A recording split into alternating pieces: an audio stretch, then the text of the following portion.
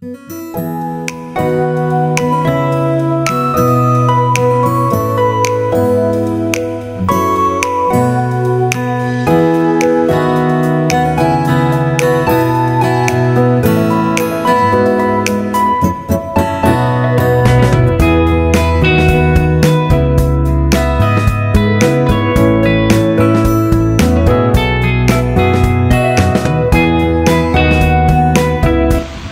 am Jessamine Busha Beltero, CHS Batch 7074, your host for this morning.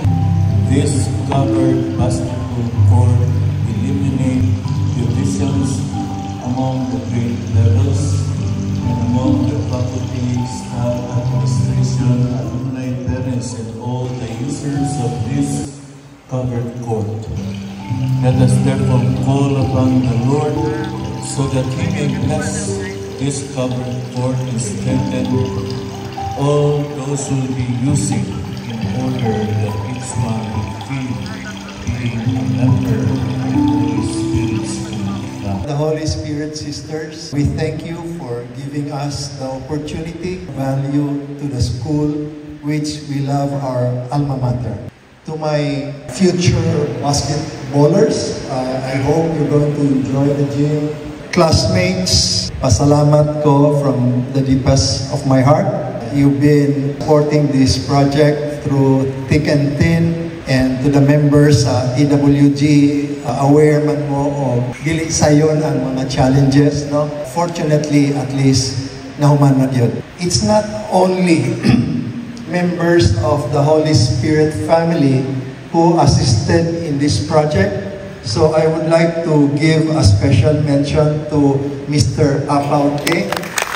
Itabang ni siya, bisag wa pangayoi o tabang volunteer ni siya, daghan kayo ni siya mga suggestions, daghan ni siya gitabang, not only for Holy Spirit but for other community projects in Bohol. No? So another round of applause, please. Mr. Toto Biloso has always been a supporter for activities here at Holy Spirit. No? So, in regards to the original Crusaders, I would like to give tribute to Mr. Marcos, kay moto siya yung murag gagwanta in town ni Coach na pro bono, no, to help us set up the original Crusaders, even though we had no basketball court to play on, no? So we competed without any facilities. Fortunately, the basketball team was successful. We have here the original Crusaders, Philip Sarmiento, Servando Abaya, and Richard Ubi.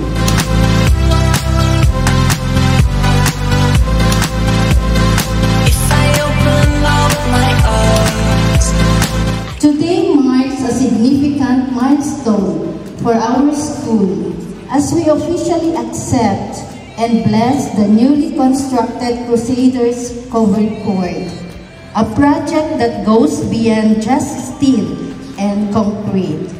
This structure represents our shared vision, teamwork, and commitment to uplifting the lives of our people, especially our learners. On behalf of Holy Spirit School of Tagbilaran, I would like to extend our heartfelt gratitude to all those who made this possible.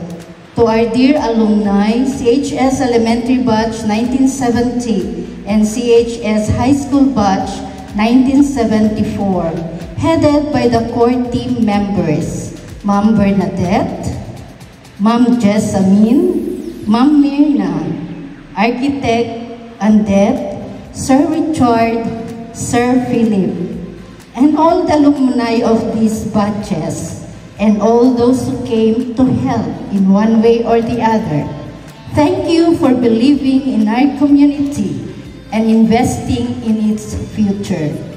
Your support not only provides us with a venue for sports, events, and gatherings, but also a safe and inclusive space where our learners can grow, learn discipline, and build camaraderie.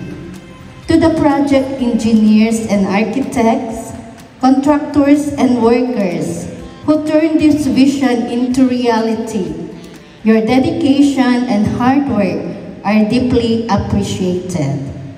You have built not just a court, but a symbol of hope, resilience, and unity. I'm touched by the sharing of Sir Richard.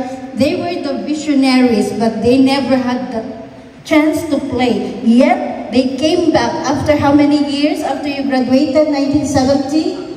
50 years. So they came back to build for our Crusaders basketball players. External Affairs and Partnership of the Philippine Airlines and Class President of Batch 1974.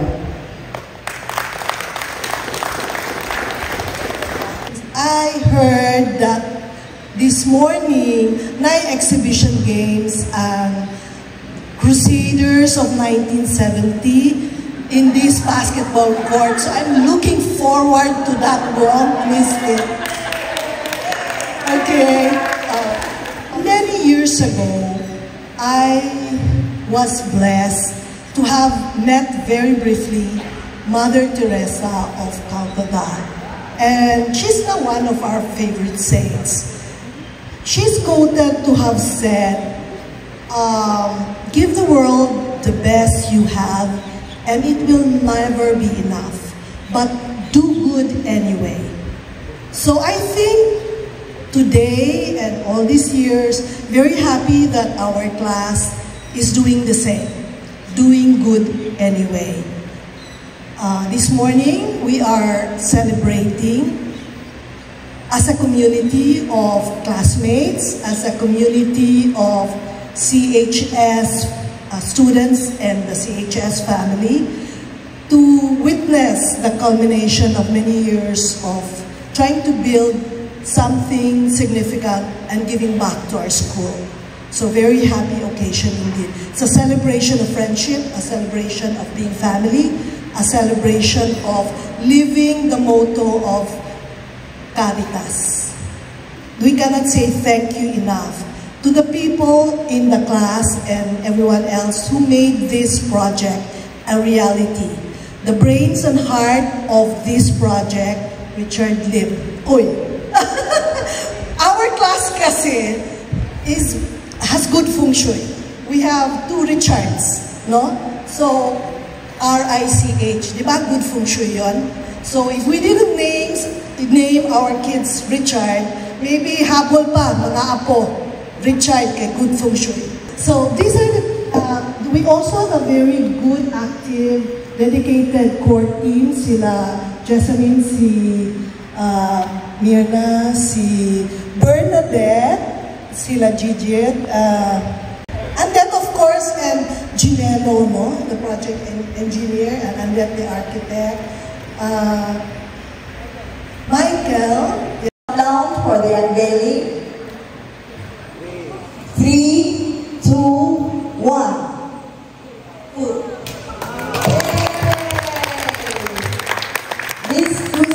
This CHS Crusaders School is a gift from CHS Elementary Class of 1970 and CHS High School Class of 1974 in gratitude to our alma mater. So we have here the picture of the original Crusaders 50 years ago. Servando Abaya Jr., Alexis Victor Bumaas, Cyril Casillas, Camilo Simafranca, Herman Simafranca, Gerardo Vitong, Richard Lee, Ponciano Mercado Jr., Alberto Nini, Roylan Rancho, Robert Rio, Philip Sarmiento, Robert Te, Richard Uy, and the coach, Mr. Marcos. Original Crusaders. President members of match 1970-74 for the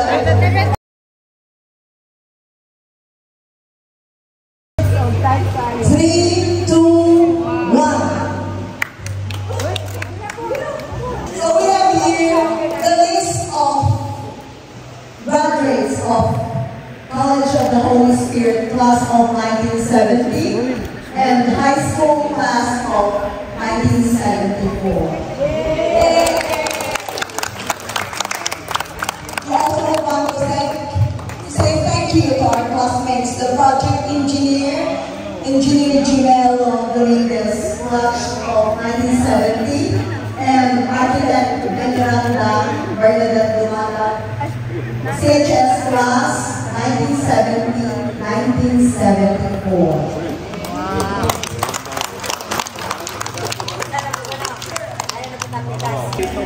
I would like to reiterate the message of appreciation earlier expressed by Richard and Akor. In addition, I would like to say thank you to some classmates who, though their names are not in the official list of CHS graduates, having stayed with us for only a year or two, still generously donated to our project. Daghang salamat, Consuelo Cherry Areza and Dr. Virgie Dublas. Wali sila mo graduate with us, but still they donated. Also, thank you to the Holy Spirit School of Tagbilaran admin for helping us with the roofing. Thank you to the school maintenance staff for initially helping in the repainting of the trusses and cleaning up of the basketball court. Thank you to Mr. Apaute. Dili kabayran imong support o tabang in this project. Also, thank you to the members of the Basketball Technical Working Group headed by Richard Uy, Michael Veloso, Philip Sarmiento, Architect Andet, Bern and Jess, and the core group. Especially the indefatigable finance officer and treasurer of the batch, Bern Caberte. Wala na siya tugtog. Kuwan kayo siya ng project. Special mention sa Davis Paints Philippines. Thank you very much.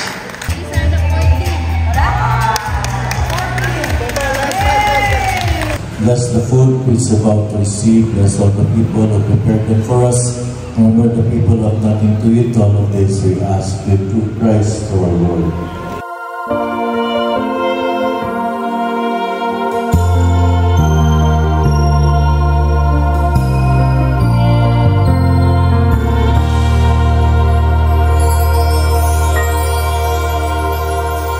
Thank you.